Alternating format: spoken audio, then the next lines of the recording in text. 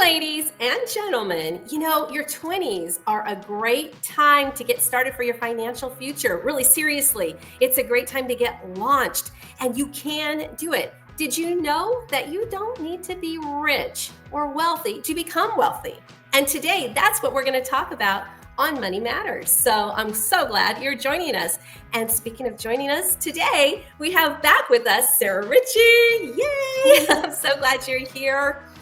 Sarah, I gotta tell you straight up, I think this episode, instead of being called From Two Broke Girls to Budget Bosses, I think it should be called Confessions of Two Broke Girls. Oh, probably good idea. Yeah, after they hear what we're gonna say. Exactly. I mean, I'm gonna be straight up when I say, when I was 18, 19, 20, 21, I didn't care less about investing. I wanted my money for beer money. Yep. Well, that's what part of being young, right? And having fun. So I guess. I mean, was it like that for you too? Was it all like, ooh, I need my beer money?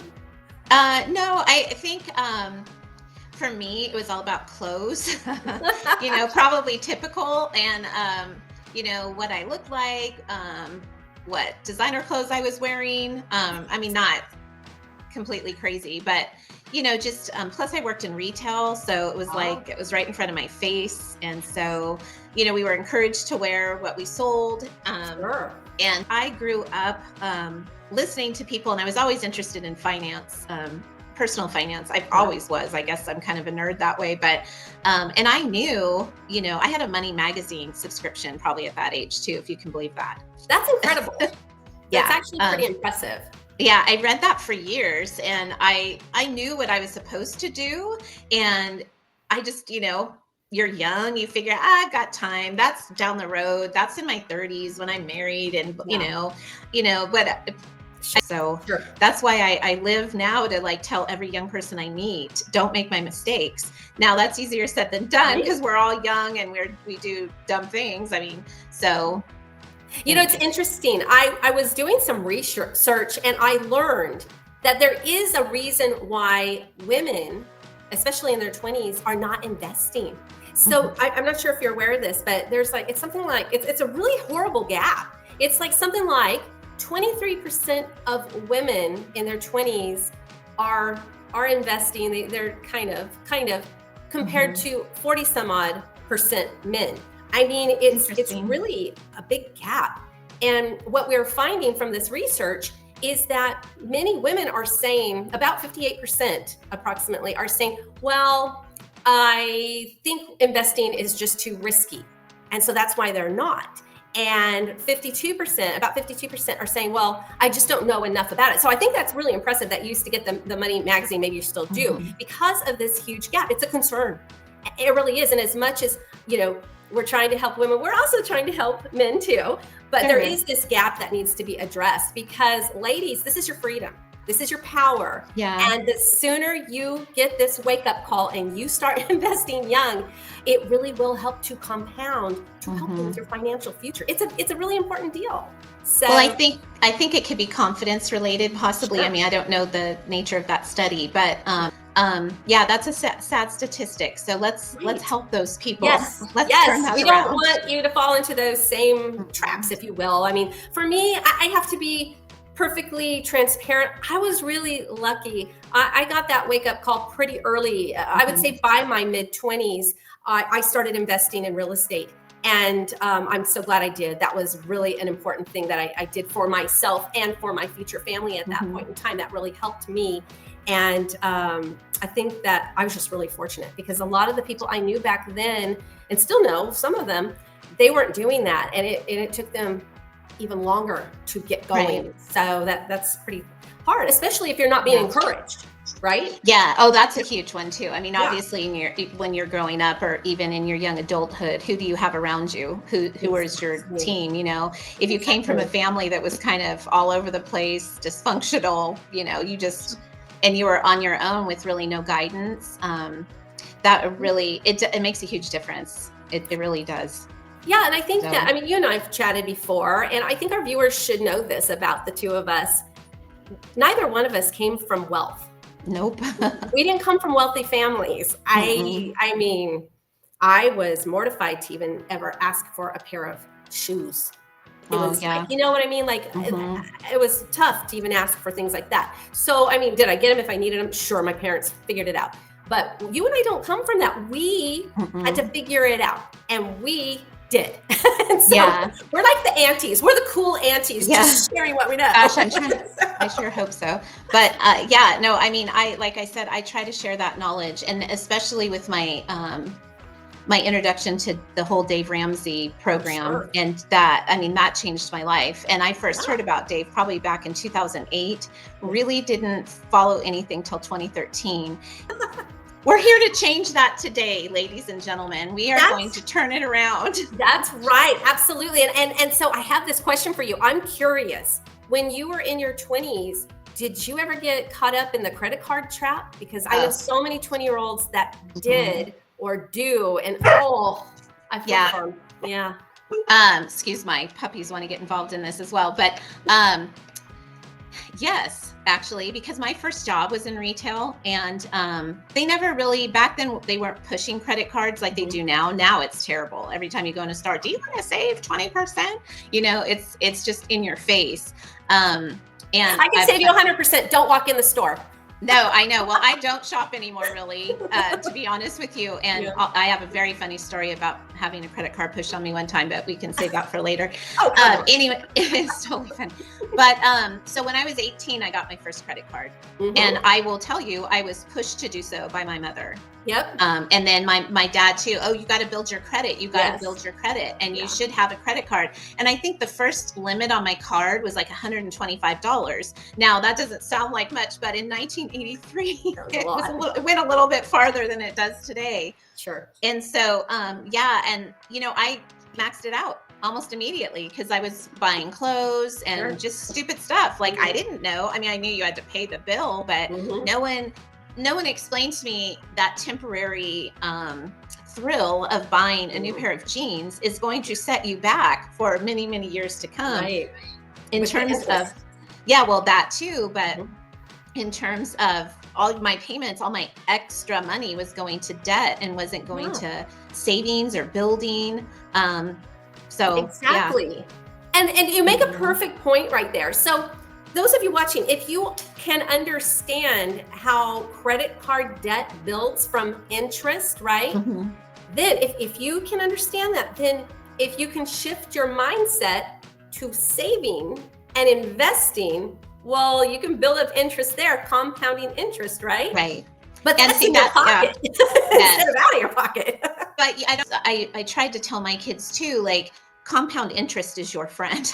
I mean, I have a financial calculator on my phone actually, and I think I plugged it in one day and showed my son, hey, if you put in X amount of dollars for the next 25 years, look at how much you're going to have, you know. So a lot of times you hear excuses. This isn't kind of much we talked about, but it's true. Oh, the cost of living's too high, I can't get ahead. Or, you know, I can't do that because my rent is X amount of dollars and my take home pay is this, you know. And I understand that, but it was like that for me too when I first moved out. You know, same thing. A lot of jobs. There wasn't, when I graduated from college, we were in a recession. Like there were no jobs. That was, it was just like flat. Yeah. And so I took another job in retail in management, but you know, I mean, I guess you could say that about any time throughout history. It's all relative, but you just have to have a plan. You have to budget. You have to have a plan. And self-discipline. And to Sarah's point, time and time again, there's been so many statistics and research done that people who do not use credit cards are wealthier. If you pay cash for everything, you're wealthier. So well, and also if you do not finance a car, you're wealthier. Yes, exactly. Those are some of the big ones. So like you were mentioning, some of the steps that we follow to help people get going are saving the $1,000. That's a big one. It's kind of addicting. I remember doing that. Yeah, I did it before your Dave Ramsey. Yeah. The only Dave I had was my husband. I was going to say, different Dave. Yeah, different Dave. Those steps are easy to follow. And obviously, you know, my life has been immersed with the Ramsey program for years as I was a coach for him and faithfully listened to his podcast every day for years. In fact, I just got back into watching the clips online, and my husband and I both enjoy listening and thinking, oh my gosh, we could be a lot worse off, and you just feel sorry for some of those folks. But it really gives you perspective because first of all, you're not alone. I mean, I think if anybody in their 50s, you asked them, hey, what would you have told your 20-year-old self? And everyone I've asked said, I would not get into debt. I wouldn't, a few of them said I wouldn't have married the person I did. And I kind of that's true. Yeah. That's funny. But staying out of debt. Why did I buy that? Why did I feel like I had to have a new car? I had to spend back then like 30 grand or 25,000 was unheard of for a car. But, it's all relative, like we said before, but you don't have to have the fancy new car. You can wait and save and pay cash. Now that's delayed gratification. And once again, do I have the self-control or do I not? Because they make it so easy for you. So those of you watching, if you're like, oh, okay, well then how do I do this? Okay. My secret to this, my success on that, and I'm sure Sarah has a similar, is saving money. Automatic deductions into a certain account that you're saving for. If you need to save up for a new car, set up an account and have money go directly to that every paycheck. And you know what? It really builds up fast. And I was doing this before we had that kind of thing. So mine was actually pushing it in myself. I mean, that's how old it is. Yeah. But my kids, I'm really proud of them. They started off with doing things like the Acorns app, and that works. There's a little bit of saving here. There's different ways to do it. I just like taking the money out of a paycheck and pushing it into an account I do not look at, and that really helps a lot. Yes. I agree. That's in the Ramsey world, that's a sinking fund. So you put money aside and you can do that in any baby step. But I was going to talk about the B word because I think if we want to start from bare bones, like if, some 25-year-old recent college graduates listening and saying, oh my God, I have $125,000 in student loan debt. I just got my first, real world job. And I'm scared, like, will I ever own a home? How, hopefully they didn't go out and buy a car too after they got their big kid paycheck. But the B word I'm speaking of is budget. And this is not an exaggeration. It changed our lives. It changed our lives. Like when we figured out, you sit down with your bank statement, and I recommend you look at 2 or 3 months, but you look and see where your money's going. You take a highlighter and you highlight, okay, eating out, I'm going to highlight pink, swiping my card, I don't know, at the gas station or whatever, anything to door dashing, anything. You just go through and you color code your bank statement and you go, wait, I spent how much on eating out, or I spent how much on entertainment. And you realize, oh, that's why I'm broke. So the problem isn't necessarily you're not making enough money. The problem is you're not telling where your money, where to go each month. And that is what a budget does. You have to have that guideline. It kind of like keeps you in the lanes, from going into the gutter. But, it's freeing. I mean, that budget is huge. I tried to teach the kids that. I mean, I think they use it. My son's referred to it before. So I'm like, he'll say, oh, I have to look at my budget. I'm like, oh, so that makes me feel good that they were listening.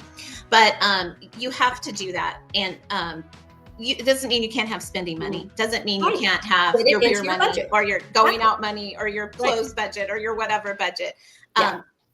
You take it out in cash. You could spend $100 on 4 drinks. Sure. So you have to set a limit. If $200 is in my cash envelope or in my wallet, and I am out of that money, you're out. You don't pull out your card. Don't pull out your card. No, it goes back to discipline. It's not about having enough money to build wealth. You can, again, you don't have to be rich to build wealth. What it is it's about making sure your money isn't vanishing on all these things that you could be using it to help build wealth for down the road. And remember, every time you're swiping, you are swiping to build someone else's financial dream, not yours. 100%. So keep that in mind. Yes. You have to live with intentionality. And that's Exactly. hard to tell somebody when they're 20, 22 years old. Yes. Like, huh? Like, someone would have told me that, I would have been like, okay, and I mean, we all have lessons to learn, right? Sure. And so we're Yeah. all on our path. We're all going to make our mistakes. Yeah. No one's perfect. So Here's don't a be like confession. me. I wish at 18, 19, I would have understood how amazing compounding interest is. And that, because every dollar you save in your 20s, people, that is going to be a huge investment for your 50s, 60s, 70s, and on. Oh, yeah. Because when it compounds, if you have enough in there, you can live on just the interest. Oh, yeah. It's that. Yes. I wish I would have understood the beauty of that, the power of that when I was 20 instead of my young age that I am now. So I've got to ask, what's your first step to freedom, everybody? What are you going to do? What is the first thing that you are cutting from your budget this week? I want you to drop it in the comments. So. Your morning coffee, if you go to Starbucks every day, is a good start, because that is like $7 a day, probably minimum. Oh, yeah. You don't realize until you do the math how much you're spending, like thousands of dollars a year. We're excited to learn about what you would cut from your budget. Sarah, thank you so much for joining us this week. I hope you've all been inspired with what Sarah has shared. She's definitely an inspiration. She's definitely a budget boss. And if you have any additional questions, you are looking for a consultation or something like that, or you're like, hey, what is this? Can you explain this? Drop it in the comments or reach out to us at clarionadvisors.com. We're here to help. Oh, I'd be happy to answer any questions on budgeting or anything. So let me know. All right. Well, thanks so much, everybody. See you next time on Money Matters. Bye. Take care. Bye.